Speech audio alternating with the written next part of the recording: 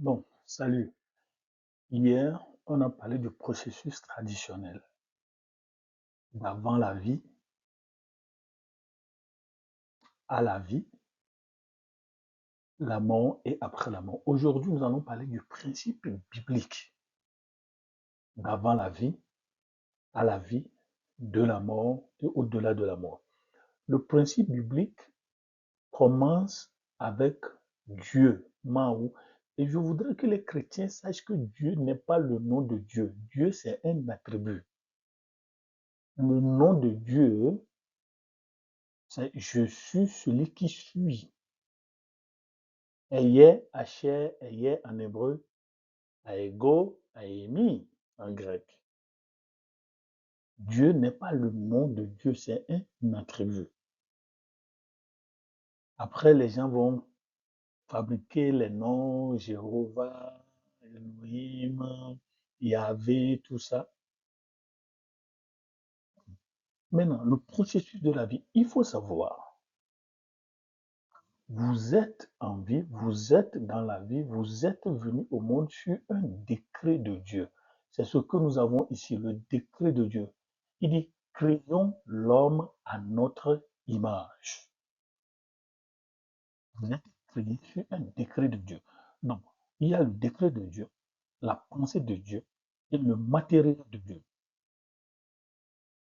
Créons Boniface à notre image.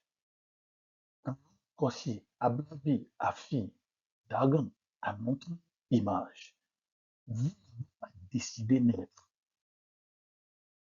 Vos parents n'ont pas décidé vous naître. C'est le veto de Dieu, le conseil des dieux. Alors, dans le conseil de Dieu, deuxième élément, il dit, avant que je t'eusse formé dans le sein de ta mère, je te connaissais.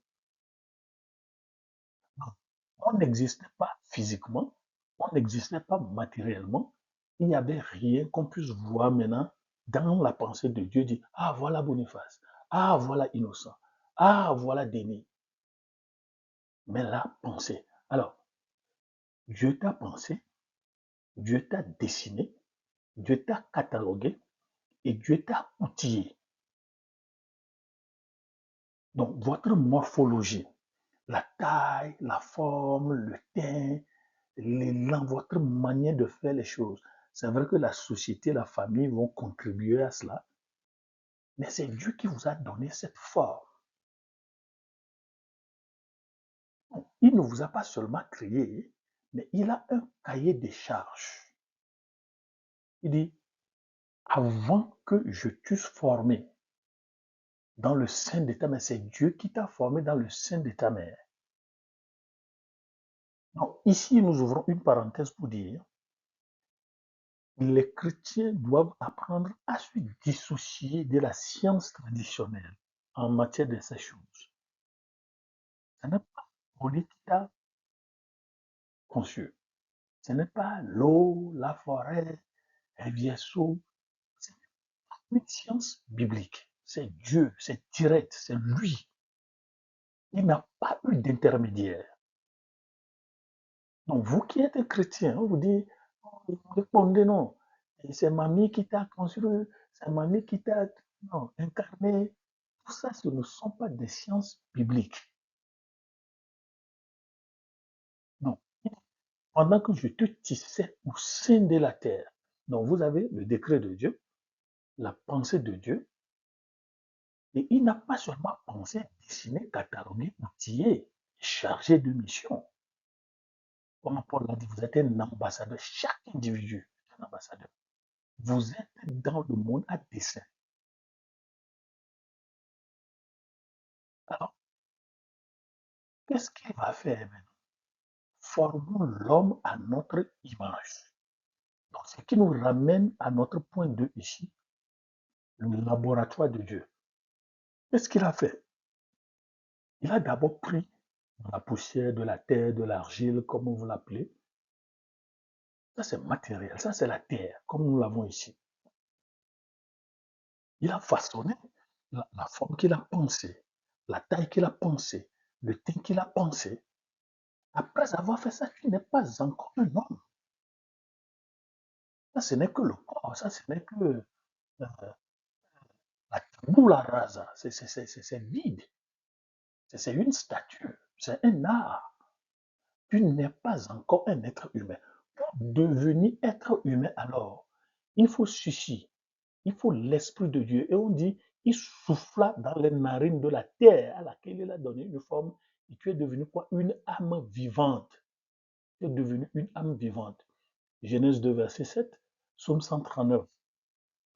Maintenant, nous marquons une deuxième pause ici pour dire, donc, vous qui me suivez, vous devez savoir que c'est Dieu qui est votre Jotor. Je vous ai dit, Ata n'est pas le nom de Dieu. Ata, en hébreu, veut dire, c'est un pronom personnel. Tu ou vous, c'est Dieu lui-même qui est votre Jotor. Donc, la terre n'est pas votre Jotor.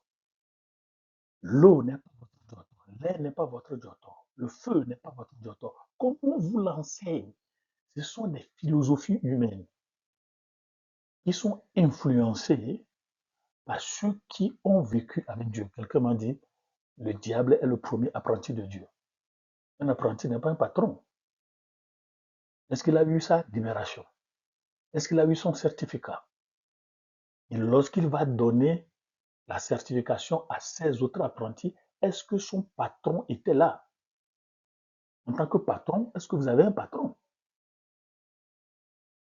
Le jotoïsme, ici, les chrétiens, vous devez vous libérer de ces choses. C'est Dieu qui vous a job.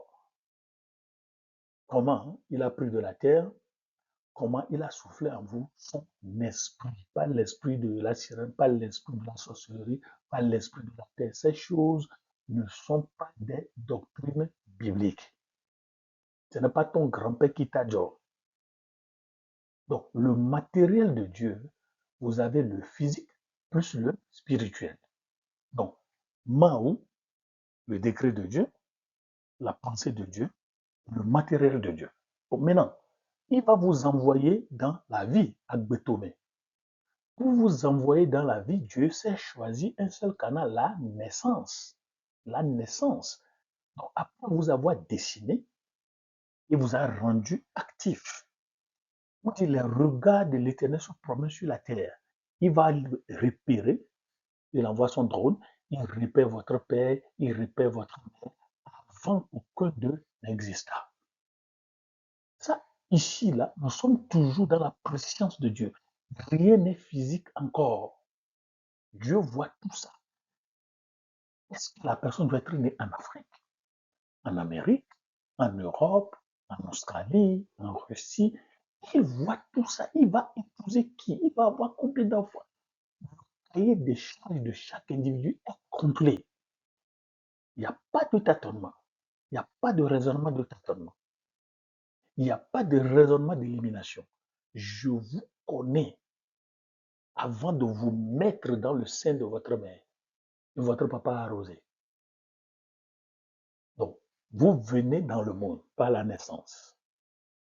C'est pourquoi quelqu'un dit, naître, c'est venir du monde et au monde. Donc, votre seul job ici, c'est Dieu qui a trouvé un réceptacle, votre mère. Il a arrosé avec les spermes de votre père. Vous êtes né, vous êtes conçu avec le cahier de charge de Dieu. Est-ce qu'il peut y avoir des influences d'interprétation? Bon, agbétomé, la vie, qu'on appelle aussi agbémé ou agbémonou. Donc, vous avez votre ADN, le phénotype et le génotype, etc., etc. Donc, il vous accueille. C'est la famille ou la société. Et la famille est dans une société. Et cette société physique terrestre que vous voyez est aussi dans une société spirituelle, le monde des esprits. Le monde des esprits qui est configuré par votre hôtel ancestral, où il y a des trônes, des dignités, des dominations et des autorités, comme vous le voyez ici. Maintenant, bibliquement, ces choses sont classées sous des esprits impurs. Pourquoi? C'est téléguidé, c'est inspiré par les esprits territoriaux qui sont des représentants des gouverneurs de Satan. Colossiens 1, verset 16.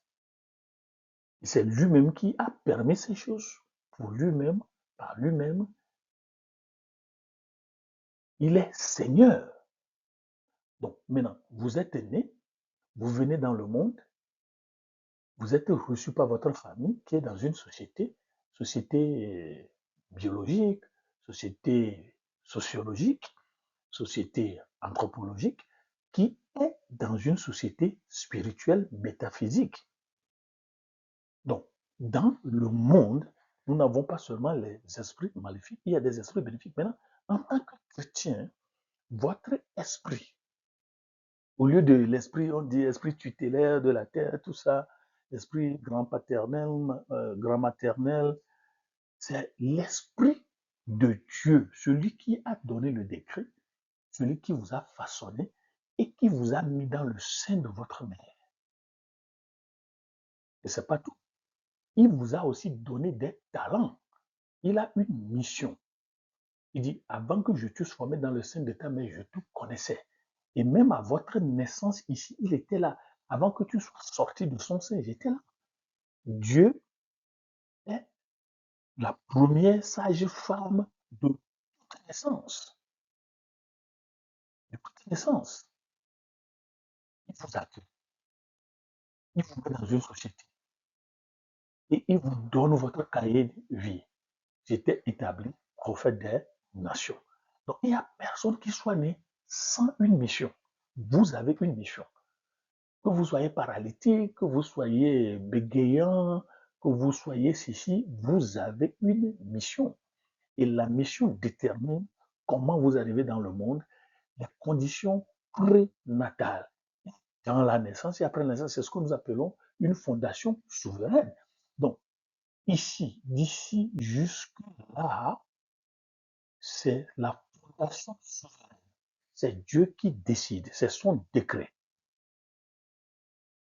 Donc, vous êtes dans le monde, il y a les forces maléfiques. Vous avez Beau, vous avez Zoka, vous avez Bessa, vous avez Azé, vous avez Vaudou, ça c'est le côté maléfique. Mais en tant que chrétien maintenant, alors, on vous dit, on vous donne quoi? Le sang de Jésus, le nom de Jésus. On vous donne toute l'armure spirituelle.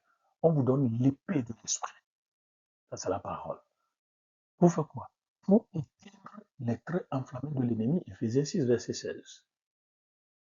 Donc là aussi, on vous dit, la divination et l'enchantement ne prévaudront pas contre vous. Nombre 23, verset 23. Et pourquoi? Parce que vous avez toute l'armure spirituelle.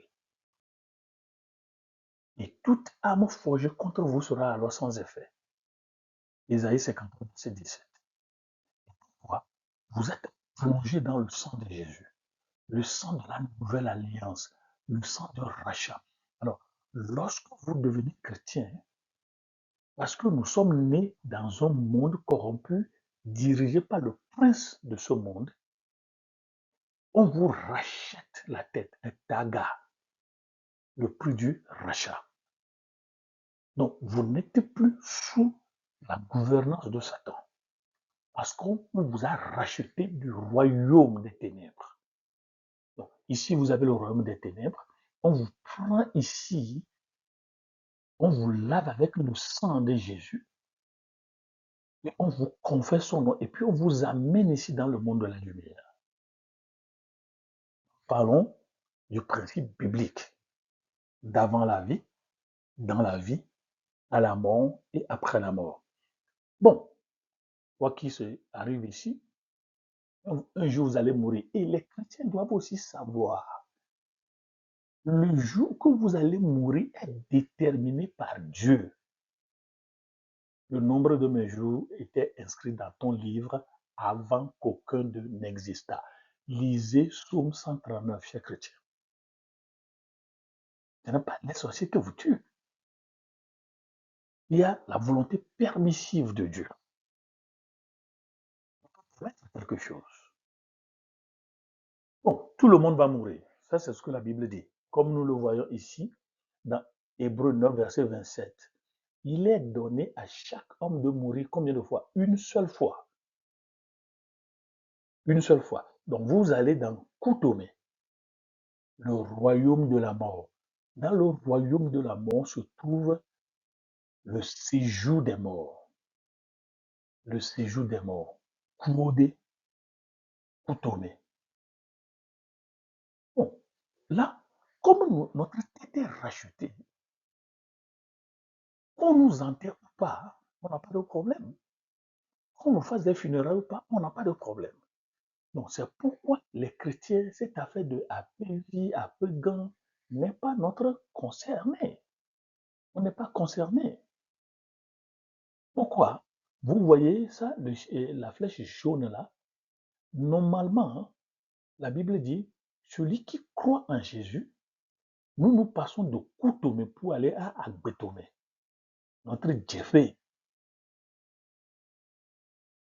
Pourquoi? Nous sommes passés de la mort à la vie. Le chrétien n'a plus de jugement. Donc, normalement, on n'a pas de Kojoué. Nous allons directement à Jeffrey. Il faut clarifier ces choses. Lorsque vous mourrez ici en tant que chrétien, vous allez directement au seuil d'Abraham.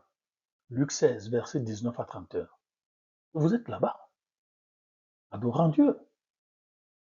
En attendant quoi? La résurrection ou l'enlèvement ou le retour de Jésus. Le retour de Jésus sera caractérisé par trois choses. Vous pouvez lire 1 Corinthiens 15, 51 à 52.